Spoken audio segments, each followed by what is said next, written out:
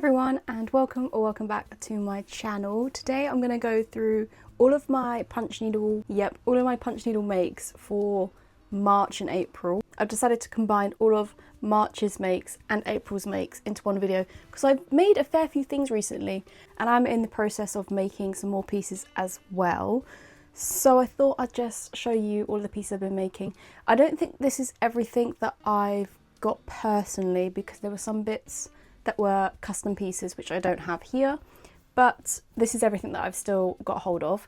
So I'm going to go through, show you all the pieces that I made, and this is also a really good video if you're into punch needle and you want to see what variety of things you can make and things you can punch needle onto and everything like that, because I've got a good variety of different things here. So yeah, hopefully you enjoy it and hopefully you like what I have made over the past 2 months. Starting off with the largest piece that I made, this double-sided floor rug. This piece was made in collaboration with my followers who helped me basically with the design. So I got people to leave one word in my comment section. I picked some of the words, combined them into one piece and then punch needled it, and I made sure that you can have both sides on show if you want by whip stitching the edge. So it's not been backed, you can use either the loop side or the flat side. So that's the first piece and the biggest piece. And then I've got my Pokémon I've been making. At the start of, I think it must have been March, I decided to start making Pokémon because I really wanted to have a way of joining in with the Pokopia hype. Not having a Switch 2, not having the game, I wasn't able to. So I thought, do you know what, I'll start making Pokémon instead.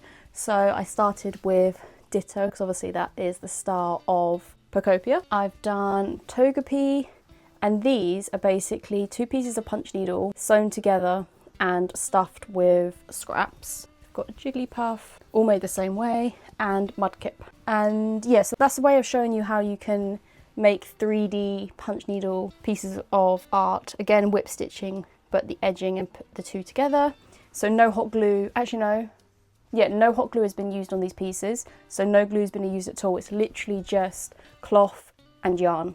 That's all it is for these pieces. So I do have, I think I did Mudkip whilst on YouTube Live. I also made some of this whilst I was on live as well. So you can go back and watch those live videos to see how I made the big rug and then how I made Mudkip here. But yeah, basically no glue, just yarn and cloth.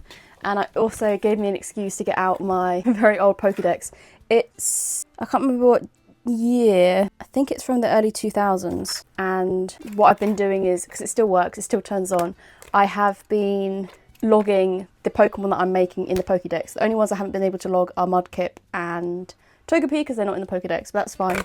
And the fact that it's got my name on it means I would have taken it to primary school at some point with me. So that's the Pokemon I've been making.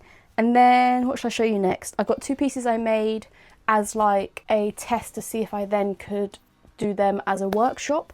So I have punch needled onto this very small drawstring bag. I literally punch needled straight onto the bag with a embroidery hoop, and then I did a very simple, I don't know if you can see, the very simple running stitch for a piece of felt. So the inside of the fish has got a bit of felt on it so it doesn't get caught on the inside. This was the first idea for a workshop. This material, it wasn't hard to punch needle on, but it's not as forgiving as monk's cloth. It's just like a muslin linen little drawstring bag. But I think it's really cute and it's a fun product to offer for workshops rather than just the hoops that I've been doing most of the time. So I made that one, and then the other piece I made, actually this piece wasn't for a workshop. I made it for a YouTube video, but then I decided that I could then use that in a workshop as well.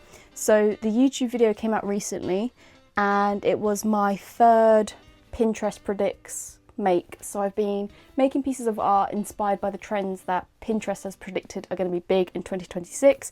I already did the first 2 pieces and this is the 3rd one, and I picked the theme broached and decided to mix that with Animal Crossing and make some butterfly brooches. So this is the first one that I made, and you can see the antennas there, and I've just sewn on a safety pin. And then this is the one I decided I would offer at workshops if people wanted to make a little butterfly brooch. And then I also made this one, which is my favourite. If you see me looking down, as the iPhone recording, so I can see where I'm putting it basically, so you can actually see clearly. And this is the second one. I experimented a bit more with this one with the textures and the yarns and stuff like that. So 2 brooches. So already we've got 4 different types of punch needle makes. Already we've got rugs, 3D plush toy things, punching onto something like a different material, and brooches. I have made also this fish brooch because somebody saw my butterfly brooches and wanted a fish. This isn't the one that they wanted, but because I had space on my frame and then I was inspired to make more, I decided to make 2 more.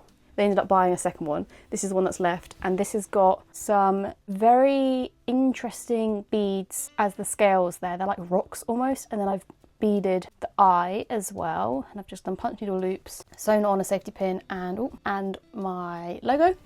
So that's 3 brooches actually.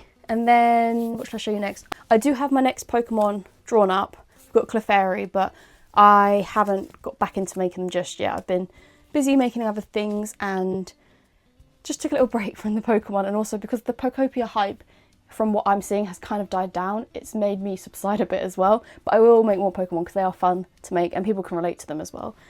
But I've got next something different again, a framed piece of art. So I made these pieces because I was sent some PR from the company Little Moons, and I decided to make some art inspired by the theme of the PR box, and because I like to not just show a product that I've been given by someone, but also put my spin and my interpretation on the whole thing and make something as well, because that way I get something more out of the PR experience, if that makes sense, rather than just showing people what's in a PR package. I like to get inspiration and always make and create. And what I also really like about things like that is because even if I've been given like a long timeline, I like to get things done as quick as possible and out as quick as possible.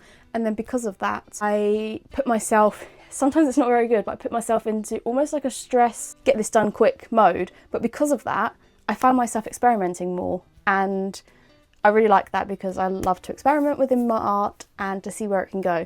So basically the whole premise of it was mini, because they've got a new product. So I did some mini art pieces. I went to the charity shop the same day. I managed to find literally 3 of the same frames, and I've used the fabric in the back is this really not coarse, but if you listen, it's quite a thick fabric, and I used embroidery floss, which I have not used on punch needle I think since I started punch needling. It's the first thing I used, actually no, it's the first thing I used, and then I moved away from it and moved on to cotton and acrylic. But I decided, because the premise was mini and small, I wanted to use my smallest punch needle and my smallest type of yarn, a cotton yarn. So yeah, I used embroidery floss and literally just punch needled some Little Moons, and I snipped the outside of them just to give a little bit of texture and to make them a little bit more interesting. But yeah, the 3 new flavours of Little Moons, and I stuck the stickers on each as well. So that shows you how you can frame your punch needle art.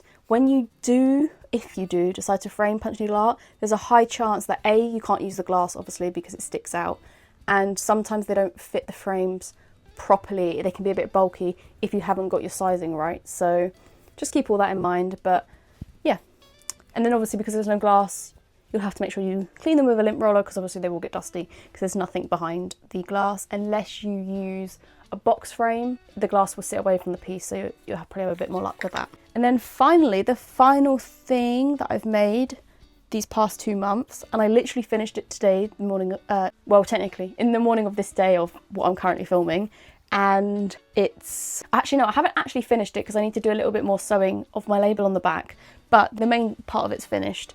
And it's this, in my eyes, really beautiful butterfly that I have made. It is a wall hanging. We've got loads of different stuff going on. We've got looped punch needle, we've got cuts here where I've cut the loops.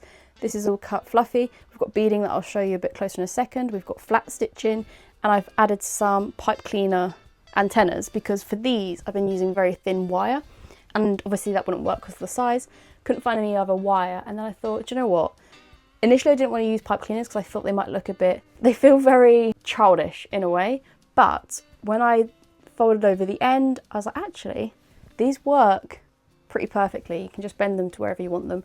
And then I'm just sewing on the label, but I will try and show you a bit closer the beading. So I've got some orange beads and some yellow beads. You can see the flat stitches, and you can see where the looped and the cut stitches are a bit longer. And also I wanted these top wings to stand out a little bit more than these bottom ones. And also this is a really good example, and I wanted to try and explain this in a video. When you do your loops of your punch needle, so let's take this orange for example, this is the same yarn, but it looks a different colour because you've cut the loops. So if you want to use the same shade and get some more definition in your piece, you can leave some of it looped and cut some of it, and you can see how it gives a slightly different orange, even though it's the exact same yarn. So yeah, that's my final piece of things that I've made for the past 2 months. Like I said, I've currently got some pieces in the works. I'm not going to show that frame just yet because I'm hoping to work on a shop launch, which I haven't done in ages, but I'm doing another video on that. So I'm saving that for then to create a bit more excitement and not show everything all the time, because I tend to just show things all the time. But I think that's everything that I've made the past 2 months in terms of like punch needle and stuff. The only things I've got in mind currently is the frame that I've got going and the Pokémon. I don't think I've got anything else planned just yet, but I tend to be on one path of making things and then quickly divert, and I guess you can kind of see that in everything I've made here. It's all very different, everything's different, and you can see how I've like weaved through the months creating just different things because I just felt like it basically. Or I had like an video idea and I wanted to turn it a piece in, like turn the idea into a piece to then put in the video. But that is all of the makes of the 2 months. Do let me know in the comments which one your favourite piece is. I might put like them all up at the end on a photo. Actually, I don't think I could do that actually. I could put a photo up at the end of all of them so you can see them again. But yeah, let me know which one is your favourite out of all of them. If you're currently working on anything, any art, it doesn't have to be punch needle, it can be anything. Also then let me know what you're working on at the moment. And thank you if you've made it to the end of the video. Thank you for watching. Thank you for being interested in what I've been making. And I will see you again in the next video very soon. Bye